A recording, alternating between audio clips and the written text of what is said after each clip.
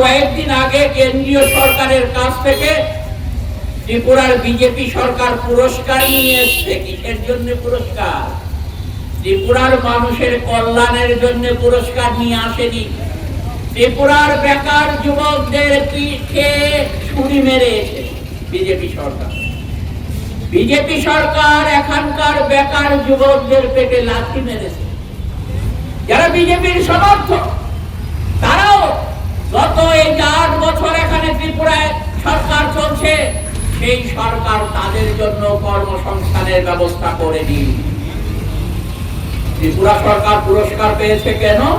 পেয়েছে 1 লক্ষের নিচে কর্মচারী নামিয়েছে এখানকার সরকার। বুঝুন, কর্মচারীর সংখ্যা ছিল 1,57,000। এই সংখ্যা থেকে কর্মচারীর সংখ্যাটাকে 1 লক্ষের নিচে নামিয়ে এনেছে। তার অর্থটা কি?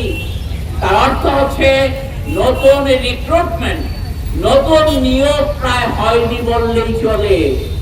এতে কি শুধুমাত্র বামপন্থীরা ক্ষতিগ্রস্ত হচ্ছে না? শুধু তো বামপন্থীরা ক্ষতিগ্রস্ত হচ্ছে না, এর ফলে আমাদের দেশের, আমাদের রাজ্যের যারা কাজের জন্য হন্য হয়ে ঘুরছে তারা ক্ষতিগ্রস্ত হচ্ছেন।